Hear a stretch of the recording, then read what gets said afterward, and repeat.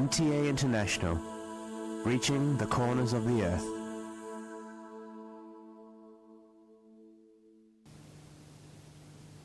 اب حضرت مرزا طاہر احمد صاحب خلیفۃ المسیح الرابع امام جماعت احمدیہ ایدہ اللہ تعالی بنصر العزیز کا خطبہ جمعہ ہوگا۔ حبیبنا صلی علی محمد صلی علی حبیبنا صلی علی محمد صلی علی رسولنا صلی علی محمد صلی علی رسولنا صلی علی محمد صلی علی محمد صلی علی محمد صلی علی محمد صلی علی محمد صلی علی محمد صلی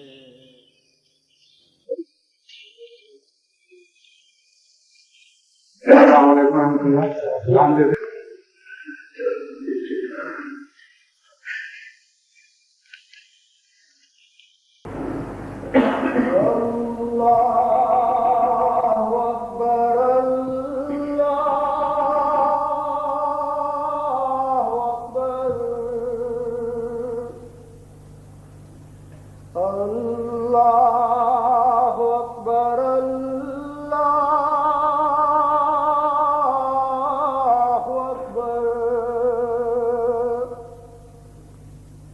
أشهد أن لا إله إلا الله أشهد أن لا إله إلا الله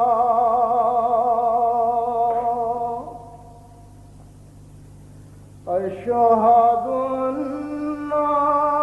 محمدًا رسول الله أشهد أن محمدًا رسول الله حي على الصلاة حي على الصلاة حي على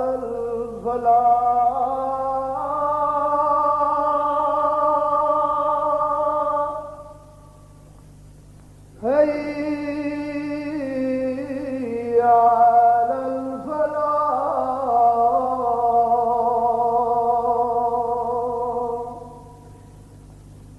الفلاح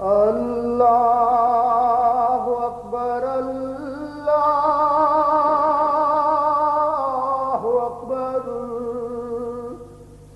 لا إله إلا الله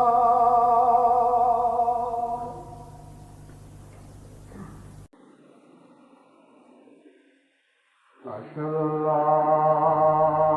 إله إلا الله وحده لا شريك له وأشهد أن محمدًا عبده ورسوله أما بعد فأعوذ بالله من الشيطان الرجيم بسم الله الرحمن الرحيم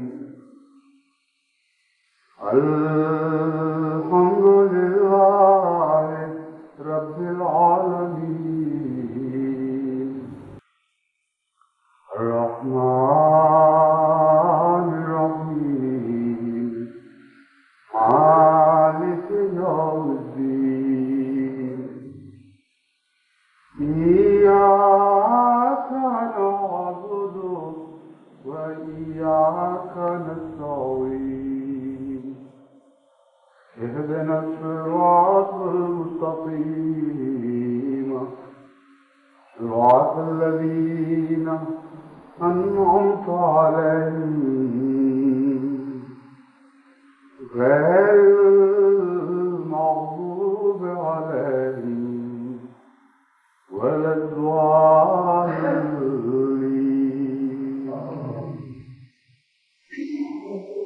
قل يا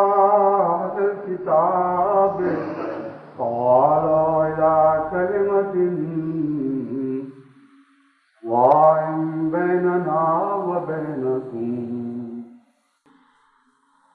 سواء بيننا وبينكم ألا نعبد إلا الله ولا نشرك به شيئا ولا يتخذ بعضنا بعضا أربابا من دون الله ولا يتخذ بعضنا أربابا من دون الله ولا يتخذ بعضنا بعضا أربابا من دون الله وإن تولوا فقولوا اشهدوا بأننا مسلمون. سورہ آل عمران آیت 65. سورہ آل عمران حق اور باطل کے درمیان مجادلے کو 3 مختلف ادوار کی صورت میں ہمارے سامنے پیش کرتی ہے اور ان ادوار کی ایک خاص ترتیب مقرر ہے. سب سے پہلے استدلال کا دور ہے. سب سے پہلے حجت کا اور اتمام حجت کا اثر ہے. حضرت اقدس محمد مصطفیٰ صلی اللہ علیہ وآلہ وسلم کو سورہ آل عمران اس دور میں اپنے مخالفین سے بحث مباحثے میں مصروف دکھاتی ہے اور بڑے بھاری اور قوی استدلال کے ذریعے اور ناقابل تردید حجت کے ذریعے ان مخالفین کو حضرت اقدس محمد مصطفیٰ صلی اللہ علیہ وآلہ وسلم سچائی کی راہ دکھاتے ہیں، یہاں تک کہ وہ کج بحثی میں انتہا کو پہنچ جاتے ہیں، یہاں تک کہ ہر پڑھنے والے پر یہ بات روشن ہو جاتی ہے کہ یہ مخالف فریق اب دلیل، استدلال، حجت، عقل و خرد کے ذریعے بات کو سمجھنے کا کوئی ارادہ نہیں رکھتا. اس وقت لا حجت بیننا و بینکم کا اعلان ہوتا ہے اور یہ بتایا جاتا ہے کہ اب اس کے بعد تمہارے بڑوں اور تمہارے سربراہوں اور ہمارے بڑوں اور ہمارے سربراہوں کے درمیان حجت کا دور ختم ہو چکا. پھر مباہلے کی بات چلتی ہے. پھر پہلی مرتبہ قرآن کریم حضرت اقدس محمد مصطفیٰ صلی اللہ علیہ وسلم کو ہدایت فرماتا ہے. یہ رابطے اب بھی قائم رہیں گے مگر اور نوعیت کے رابطے بن کر قائم ہوں گے. اب ان کو تو مباہلے کا چیلنج دے اور ان سے کہہ کہ جو فیصلے استدلال کی دنیا میں طے نہیں ہو سکے وہ آسمان کی عدالت میں پیش کیے جائیں اور آسمان سے ان کے فیصلے چاہے جائیں. جماعت احمدیہ کی اس تاریخ میں بھی جو حضرت مسیح موعود علیہ السلام کے زمانے میں ظاہر ہوئی، ہم نے انہی دو ادوار کو اسی طرح یک کے بعد دیگرے رونما ہوتے دیکھا. مباہلے کے دور کے بعد بظاہر یہ تاثر پڑتا ہے کہ اب رابطے کلیتاً منقطع ہو چکے، مگر قرآن کریم کے مطالعے سے پتہ چلتا ہے کہ رابطے منقطع نہیں ہوتے بلکہ ایک نئے دور میں داخل ہو جاتے ہیں. چنانچہ عقل بظاہر یہ نتیجہ نکالتی ہے کہ جب عدالت عالیہ یعنی خدا تعالیٰ کی عدالت میں معاملہ پیش کر دیا گیا کہ اب پھر کون سے رابطے کی راہ باقی رہ جاتی ہے. مگر جو آیت میں نے آپ کے سامنے تلاوت کی ہے یہ مباہلے کے بعد کی آیت ہے، اور مباہلے کے بعد خدا تعالیٰ حضرت صلی اللہ علیہ وسلم کو یہ ارشاد فرماتا ہے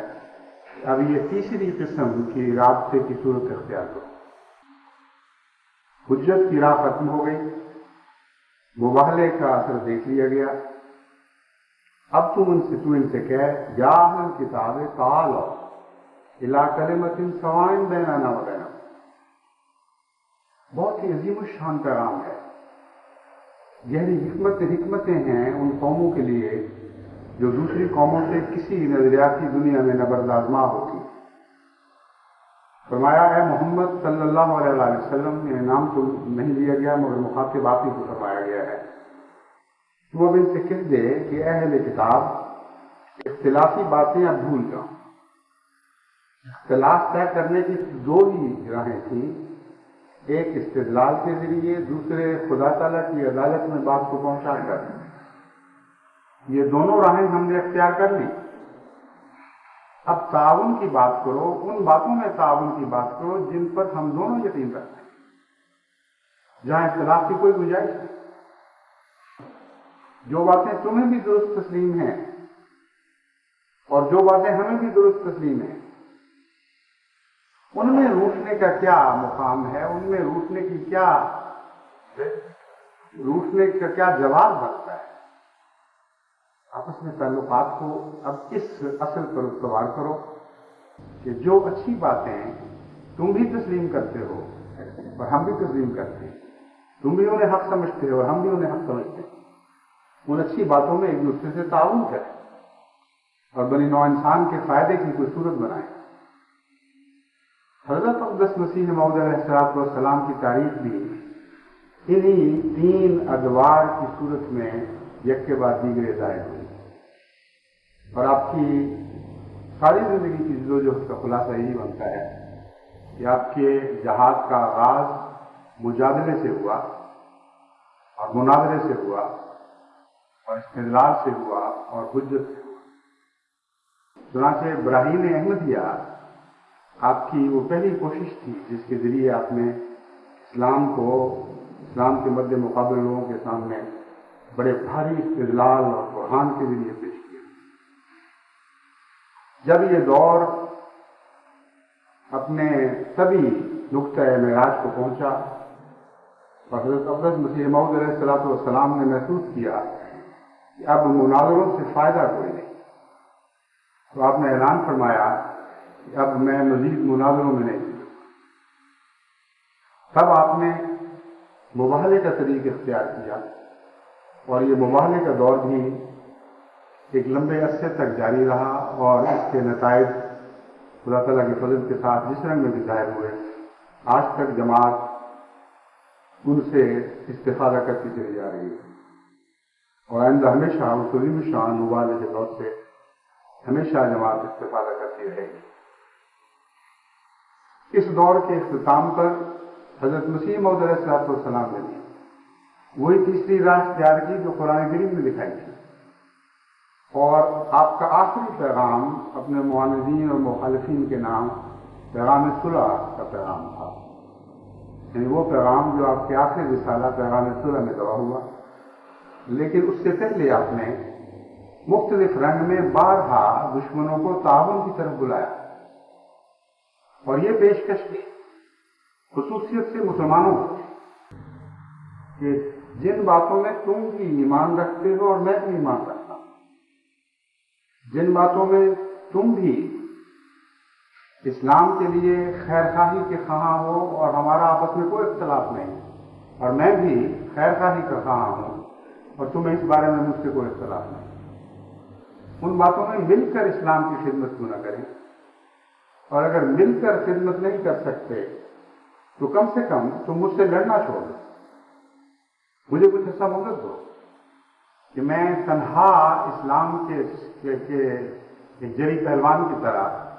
اسلام کے ہر دشمن کے مقابلے کے لیے ہر لڑائی کے میدان میں نکل کھڑا ہوں. تم اگر میری مدد نہیں کرنا چاہتے تو نہ کرو، لیکن دشمنی اور فساد سے اپنے ہاتھ روک لو اور پیچھے پیچھے سے خنجر گھونپنے کا کام بند کرو. یہ آپ کا پیغام تھا جو مختلف شکلوں میں، مختلف وقتوں میں، مختلف صورتوں میں ظاہر ہوتا رہا اور آخر اس رسالے پر منتج ہوا جس کا نام پیغام صلح ہے. اور اس میں آپ نے صرف مسلمانوں ہی کو نہیں، دنیا کی تمام قوموں کو قدر مشترک پر اکٹھے ہونے کی دعوت دی اور فرمایا کہ امن اور صلح اور آشتی کے ساتھ ہم بھلائی کی خدمت کریں اور فساد کو دنیا سے مٹا دیں. ان نیک کاموں پر اکٹھے ہو جائیں جن نیک کاموں کو ہم سب نیک کام ہی سمجھتے ہیں.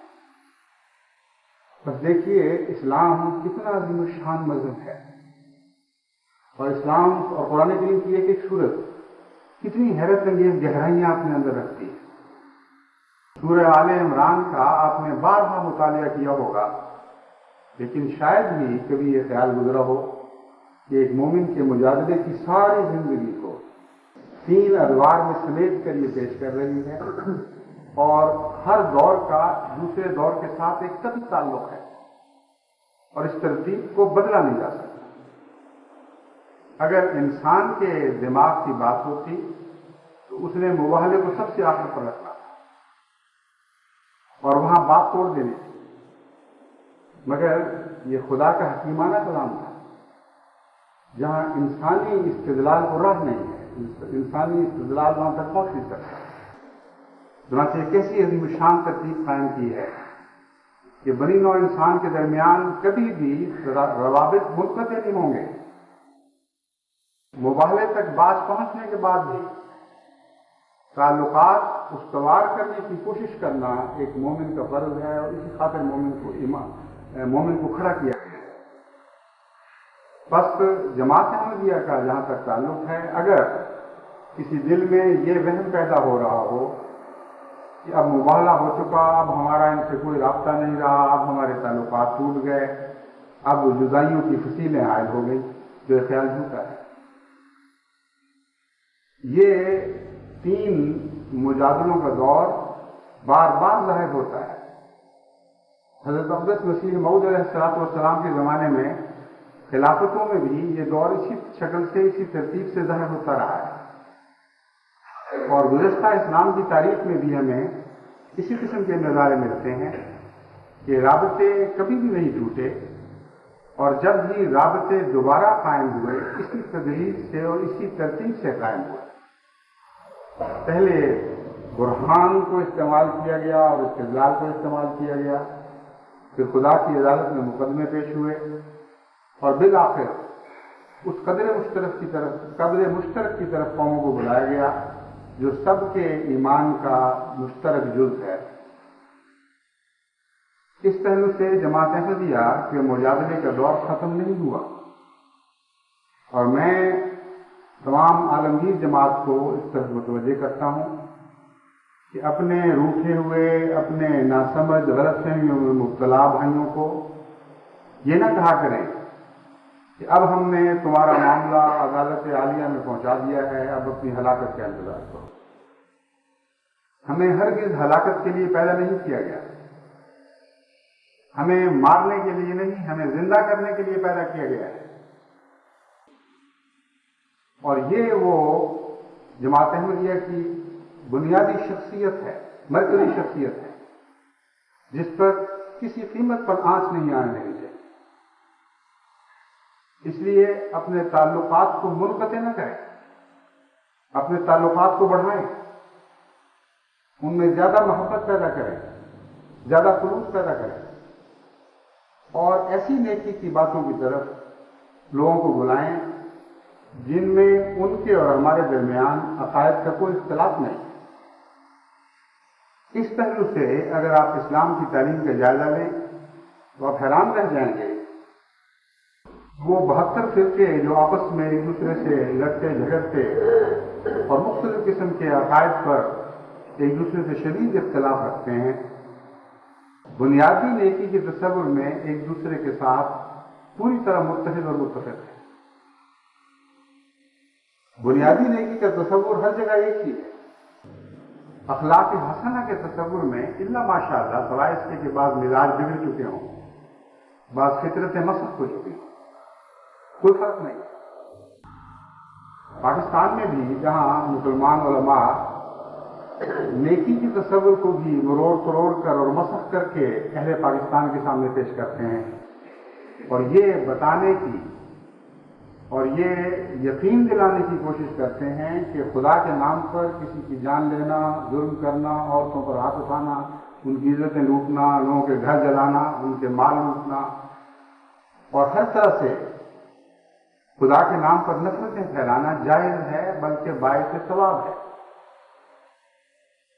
ان لوگوں کی بات میں نہیں کر رہا، لیکن اس کے باوجود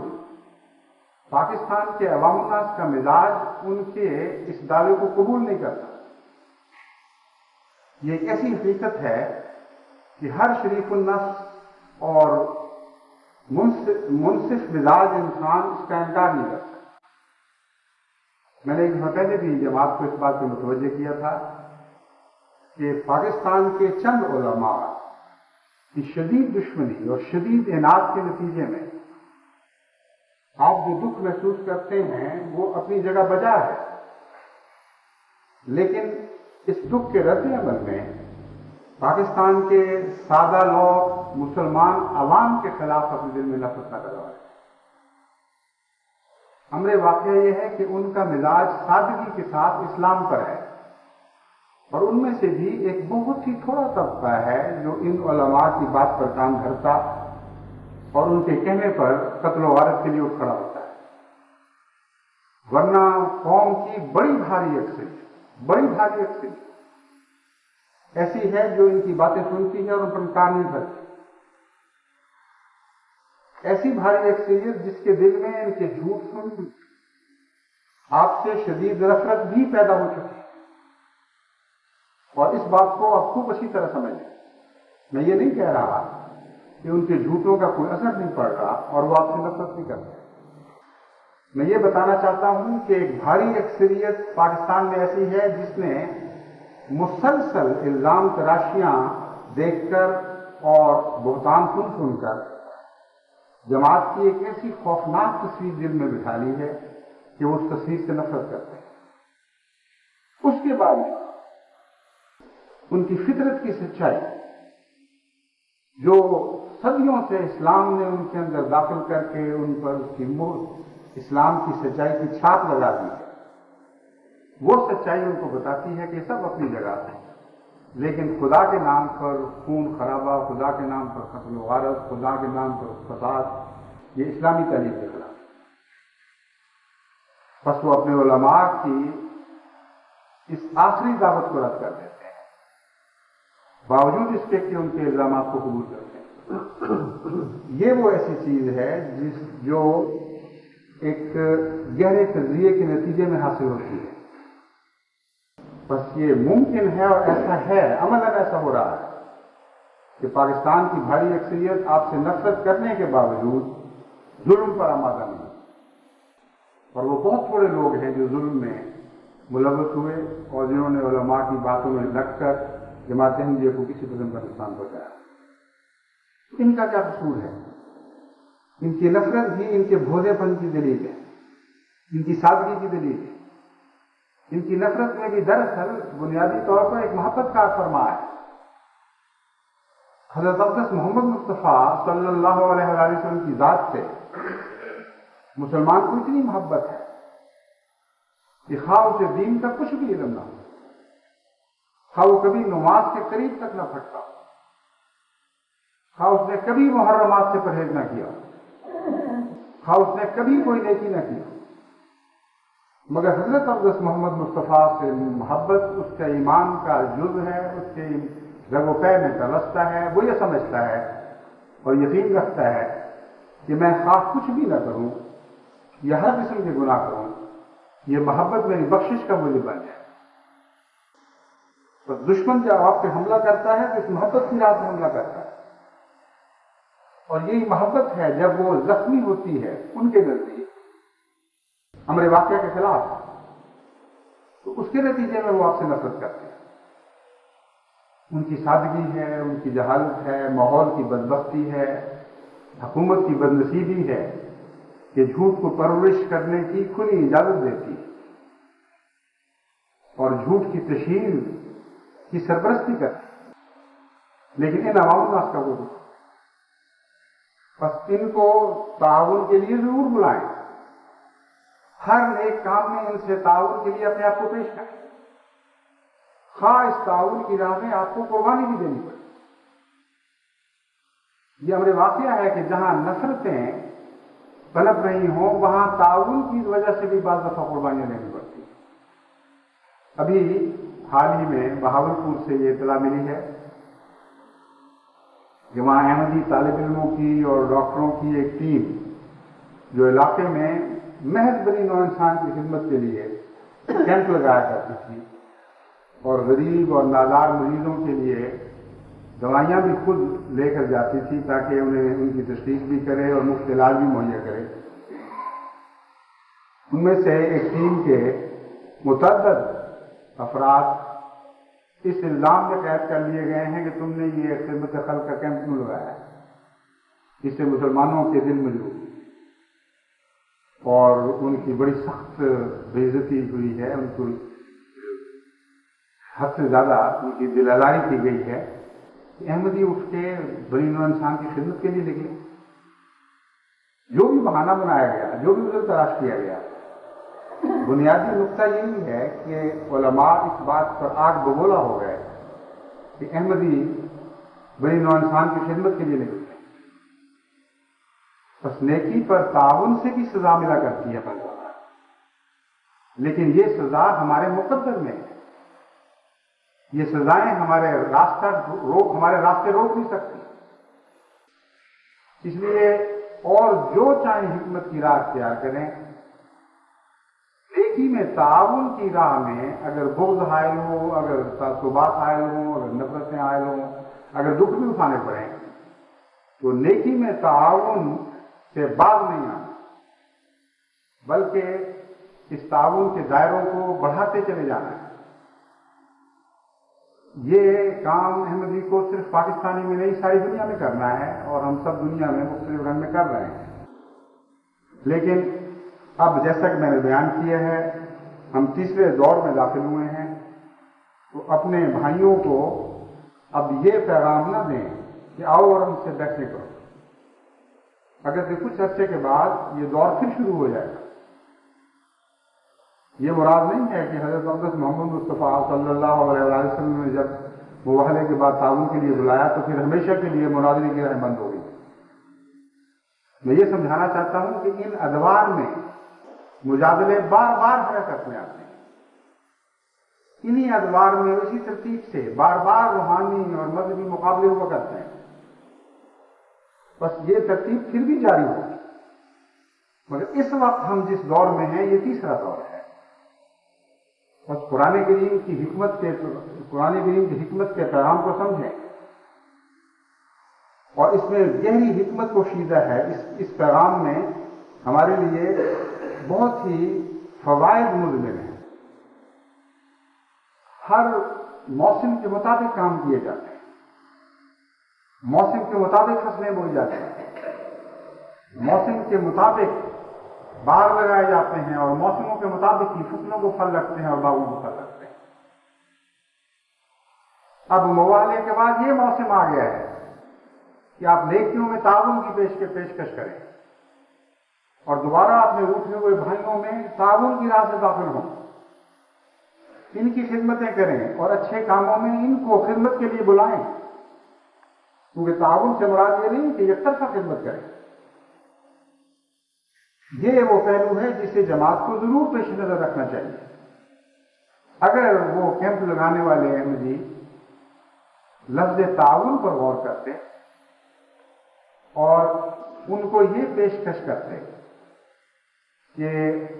ہم خدمت کر رہے ہیں، آؤ دوسرے ڈاکٹروں جو احمدی نہیں ہو، دوسرے نیک دل طالب علموں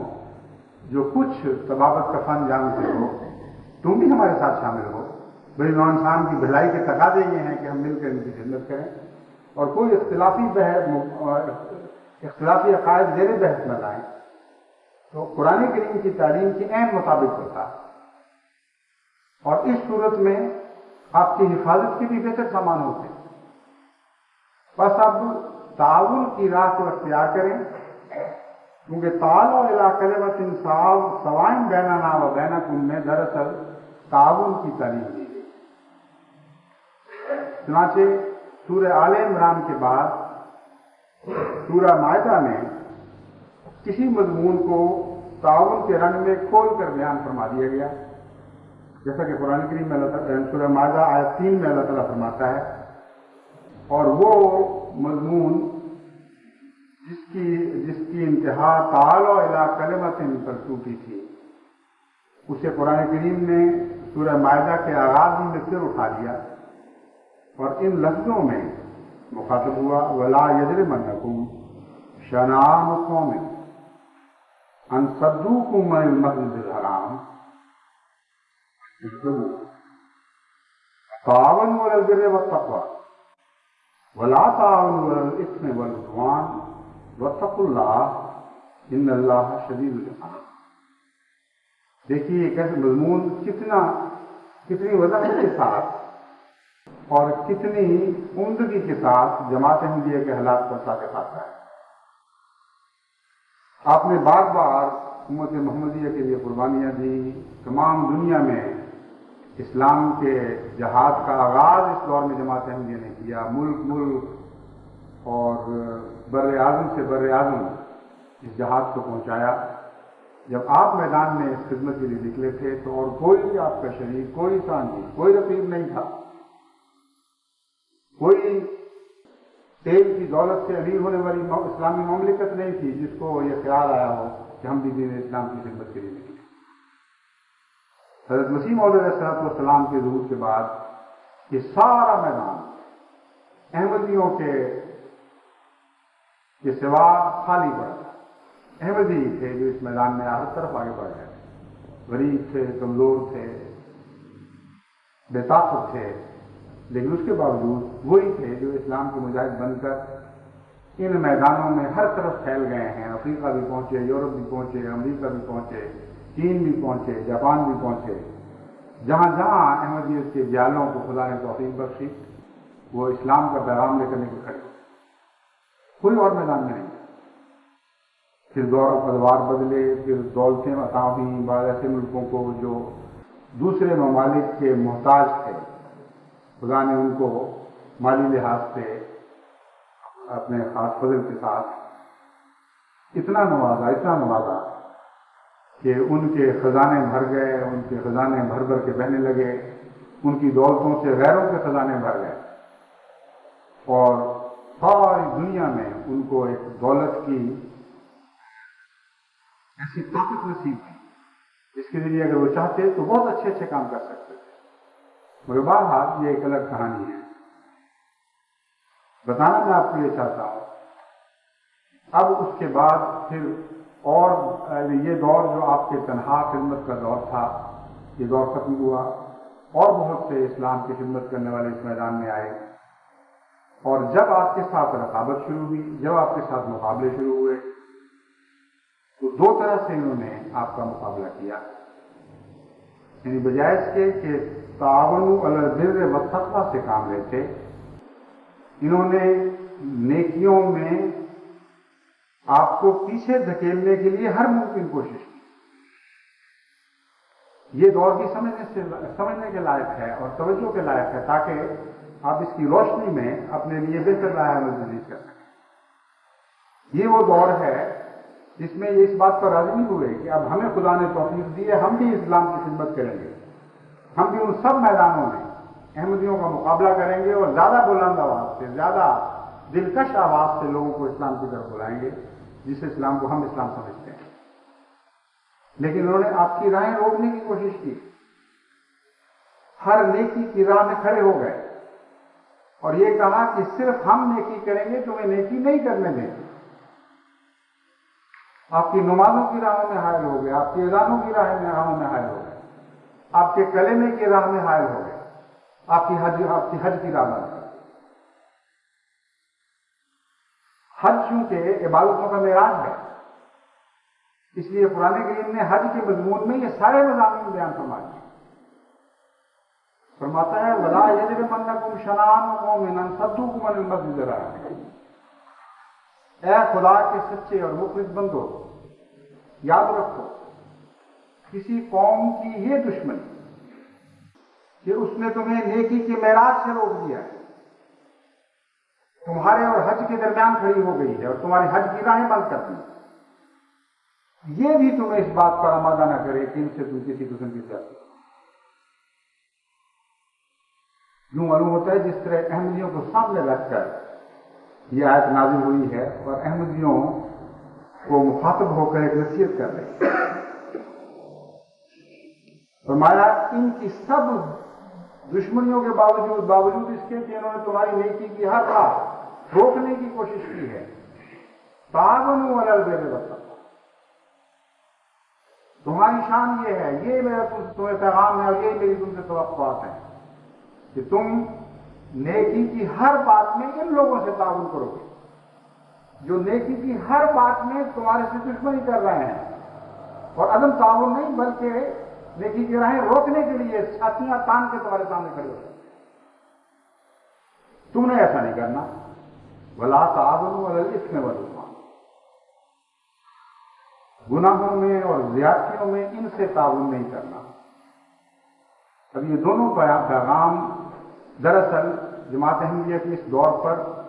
کمال صداقت کے ساتھ اور کمال شان کے ساتھ اور کمال وضاحت کے ساتھ اطلاق پا رہے ہیں.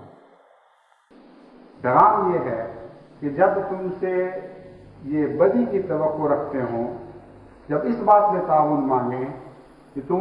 مسجدوں پر لکھے ہوئے کلمات مٹا دو، لا الہ الا اللہ محمد رسول اللہ مٹا دو، بسم اللہ کے لکھے ہوئے فلیگ اتار پھینکو، یا سینے سے وہ بیج نوچ لو جن پر خدا کا نام لکھا ہوا ہے، یا مسجدیں آباد کرنی بند کر دو، یا نمازیں پڑھنی ختم کر دو. ہر قسم کی نیکیاں جن کے متعلق یہ تم سے تعاون مانگ رہے ہیں اور کہتے ہیں ہم سے تعاون کرو، اور امن کی خاطر اور فساد کو دور کرنے کی خاطر تم ان سب نیکیوں سے باز آ جاؤ، پھر ہم تمہیں یقین دلاتے ہیں کہ ہم اس ملک میں امن قائم کرتے ہیں. فرمایا یہ وہ باتیں ہیں جن میں ان سے ہرگز تعاون نہیں کرنا، کسی قیمت پر ان سے تعاون نہیں کرنا. ہاں نیکیوں میں تعاون کے لیے اب بھی اپنے آپ کو ان کے سامنے پیش کرو. ہر وہ اچھی بات جو یہ کرتے ہیں اس میں آگے بڑھ کر ان کے ہاتھ بٹانے کی کوشش کرو. بس دنیا میں جہاں جہاں بھی اسلام کے غیر قوموں سے مقابلے ہو رہے ہیں یا بنی نوع انسان کی ہمدردی میں کسی قسم کے اجتماعی کام کی، اجتماعی کوشش کی ضرورت ہے، وہاں جماعت احمدیہ کو اپنے دوسرے مسلمان بھائیوں سے خصوصیت کے ساتھ تعاون کرنا چاہیے، اور تمام اہل کتاب کے ساتھ بھی خصوصیت سے اس بارے میں تعاون کرنا چاہیے. مغربی دنیا میں عیسائی ہوں یا یہودی ہوں، جہاں وہ نیکی کا کام کرتے ہیں جماعت احمدیہ کو آگے بڑھ کر ان سے تعاون کرنا چاہیے.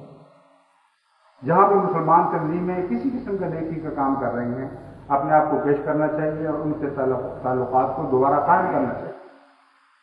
بس میں امید رکھتا ہوں کہ قرآن کریم کے اس واضح پیغام کو سمجھنے کے بعد جماعت اب تعاون علی البر والتقوی کے دور میں داخل ہوگی اور بلند آواز سے ان کو دعوتیں دے گی کہ یا اہل الکتاب تعالوا الی کلمۃ سواء بیننا، کہ اہل کتاب ہم تمہیں اس قدر مشترک کی طرف بلاتے ہیں جو تمہارے اور ہمارے درمیان ایک ہے، اور وہ ساری نیکی کی باتیں جن کو تم بھی تسلیم کرتے ہو اور ہم بھی تسلیم کرتے ہیں، ہم تمہیں ان نیکی کی باتوں میں تعاون کی دعوت دیتے ہیں اور تعاون کا یقین دلاتے ہیں. آپ یہ سب کچھ کریں گے، مجھے یقین ہے کہ کریں گے اور خدا سے جزا پائیں گے. مگر جہاں تک احمدیت کے معاندین کا تعلق ہے، میں آپ کو بتاتا ہوں کہ وہ اپنی راہ بدلنے والے نہیں. وہ جس ضد پر قائم ہو چکے ہیں ان کو صرف ایک چیز ہے جو اطمینان بخش سکتی ہے، وہ ہے احمدیت کا کلیتاً صفحہ ہستی سے مٹ جانا. اور جہاں تک ان کی یہ اس مراد کا تعلق ہے، ہم مجبور اور بے بس ہیں، اس پہلو سے ہم ان کے سینے ٹھنڈے نہیں کر سکتے. بلکہ اس پہلو سے ہمارے مقدر میں یہ بات لکھ دی گئی ہے کہ ہم دن بدن بڑھتے چلے جائیں گے اور ترقی کرتے چلے جائیں گے، اور ان کے سینوں کی آگ اور زیادہ بھڑکتی چلی جائے گی۔ اس لیے نہیں کہ ہم ان کو جلانا چاہتے ہیں، اس لیے نہیں کہ ہم دنیا کو تکلیف دینے کے لیے بنائے گئے، بلکہ اس لیے کہ یہ ایک اختیاری ہے۔ خدا کی راہ میں آگے بڑھنا ایک ایسا امر مجبوری ہے جس سے ہم باز نہیں آ سکتے، اس کے بغیر ہماری زندگی بے حاصل بے معنی بن جاتی ہے۔ بس ترقی کی راہوں میں آپ آگے بڑھتے چلے جائیں، تعاون کی روح کے ساتھ آگے بڑھتے چلے جائیں، لیکن میں آپ کو یقین دلاتا ہوں کہ یہ مخالفتیں پھر بھی کم نہیں ہوں گی۔ یہ نہ سمجھنا کہ اس کے بعد مخالفتیں ٹھنڈی پڑ جائیں گی اور دشمن کو چین نصیب ہوگا۔ دشمن کو صرف ایک چیز ہے جو چین دے سکتی ہے، اور وہ آپ کی موت ہے۔ آپ کی موت ہے جو دشمن کے دل کا سکون بن سکتی ہے، لیکن آپ زندہ رہنے کے لیے اور لوگوں کو زندہ کرنے کے لیے بنائے گئے، اس لیے دشمن کا سکون آپ کے بس میں نہیں ہے، آپ کے اختیار میں نہیں ہے۔ حضرت مسیح موعود علیہ السلام اپنے اس مجادلے کا جو ایک ساری زندگی آپ نے اپنے اس مجادلے کا ذکر ان الفاظ میں فرمایا ہے، جس مجادلے میں آپ ہمیشہ ہر پہلو سے لہجہ مصروف رہے۔ اور یہ الفاظ جو میں حضرت مسیح موعود علیہ السلام کے آپ کے سامنے پیش کرنا چاہتا ہوں، یہ اپنی ذات میں جامع معنی ہیں اور بات کو درجہ کمال تک پہنچانے والے ہوگا وہی جو اس تحریر میں لکھا ہے، اور کوئی دنیا کی طاقت نہیں ہے جو اس تحریر کو ہٹا دے۔ اس کے باوجود ہمیں جہاں تک ہمارا بس کر سکتا ہے، ممکن ہو سکتا ہے، ہر پہلو سے نیکی میری اپنے معاندین اور مخالفین سے بھی تعاون کرنا چاہیے۔ حضرت مسیح موعود علیہ السلام فرماتے ہیں، میں امید رکھتا ہوں قبل اس کے کہ جو میں اس دنیا سے گزر جاؤں، میں اپنے اس حقیقی آقا کے سوا دوسرے کا محتاج نہیں ہوں گا، اور وہ ہر ایک دشمن سے مجھے اپنی پناہ میں رکھے گا۔ الحمدللہ اولم و آخرا و ظاہرا و باطنا هو ولی فی الدنیا والآخرہ وهو نعم المولا و نعم النصیر۔ اور میں یقین رکھتا ہوں کہ وہ میری مدد کرے گا اور وہ مجھے ہرگز ضائع نہیں کرے گا۔ اگر تمام دنیا میری مخالفت میں درندوں سے بدتر ہو جائے تب بھی وہ میری حمایت کرے گا۔ میں نامرادی کے ساتھ ہرگز قبر میں نہیں اتروں گا، کیونکہ میرا خدا میرے ہر قدم میرے ساتھ ہے اور میں اس کے ساتھ ہوں۔ میرے اندرون کا جو اس کو علم ہے کسی کو بھی علم نہیں، میرے اندرون کا جو اس کو علم ہے کسی کو بھی علم نہیں۔ اگر سب لوگ مجھے چھوڑ دیں تو خدا ایک اور قوم پیدا کرے گا جو میرے رفیق ہوں گے۔ اگر سب لوگ مجھے چھوڑ دیں تو خدا ایک اور قوم پیدا کرے گا جو میرے رفیق ہوں گے۔ نادان مخالف خیال کرتا ہے کہ میرے مکروں اور منصوبوں سے یہ بات بگڑ جائے گی اور سلسلہ درہم برہم ہو جائے گا۔ نادان مخالف یہ خیال کرتا ہے کہ میرے مکروں اور منصوبوں سے یہ بات بگڑ جائے گی اور سلسلہ درہم برہم ہو جائے گا، مگر یہ نادان نہیں جانتا کہ جو آسمان پر قرار پا چکا ہے، جو آسمان پر قرار پا چکا ہے، زمین میں طاقت نہیں کہ اس کو محو کر سکے۔ میرے خدا کے آگے زمین و آسمان کامتے ہیں۔ خدا وہی ہے جو میرے پر اپنی پاک وحی نازل کرتا ہے اور غیب کے اسرار سے مجھے اطلاع دیتا ہے، اس کے سوا کوئی خدا نہیں، اور ضروری ہے کہ وہ اس سلسلے کو چلاوے اور بڑھاوے اور ترقی دے جب تک وہ پاک اور پلید میں فرق کر کے نہ دکھلا دے۔ ہر ایک مخالف کو چاہیے کہ جہاں تک ممکن ہے، ہر ایک مخالف کو چاہیے کہ جہاں تک ممکن ہو اس سلسلے کے نابود کرنے کے لیے کوشش کرے اور ناخنوں تک زور لگا دے، اور پھر دیکھے کہ انجام کار وہ غالب ہوا یا خدا۔ کتنی عظیم تحریر ہے، اور سوائے اس کے کہ ایک عارف باللہ جو کامل خدا کی تائید پر یقین رکھتا ہو وہ یہ تحریر لکھ نہیں سکتا. یہ بھی ایک معجزہ ہوتا ہے، سچائی کا معجزہ جو تحریر میں سچائی کو اس طرح، وہ سچائی کا معجزہ جو تحریر میں سچائی کو اس طرح کوٹ کوٹ کر بھر دیتا ہے کہ ہر لفظ سچائی کی طاقت سے ہمیشہ کے لیے زندہ ہو جاتا ہے. اور یہاں دیکھیں یہ نہیں فرمایا پھر دیکھیں کہ انجام کار وہ غالب ہوا یا میں، بلکہ فرمایا پھر دیکھیں کہ انجام کار وہ غالب ہوا یا خدا. کیونکہ آپ جانتے ہیں اور کامل یقین رکھتے ہیں کہ خدا آپ کے ساتھ ہے، اور آپ کو تباہ کرنا دراصل خدا کو تباہ کرنے کے ارادے کے مترادف بن جاتا ہے.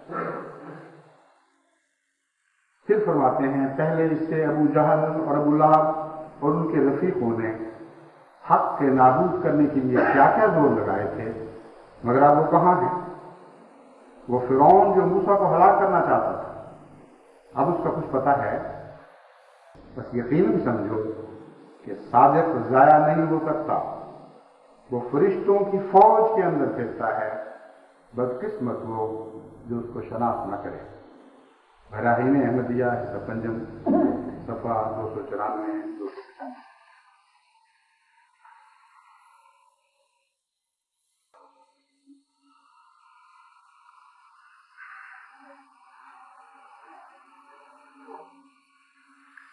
الحمد لله نحمده ونستعينه ونستغفره ونؤمن به ونتوكل عليه ونعوذ بالله من شرور أنفسنا ومن سيئات أعمالنا من يهده الله فلا مضل له ومن يضلله فلا هادي له ونشهد أن لا إله إلا الله وحده لا شريك له ونشهد أن محمدا عبده ورسوله. قال الله رحمكم الله إن الله يأمر بالعدل والإحسان وإيتاء ذي القربى وينهى عن الفحشاء والمنكر والبغي يعظكم لعلكم تذكرون. اذكروا الله يذكركم وادعوه يستجب لكم ولذكر الله أكبر.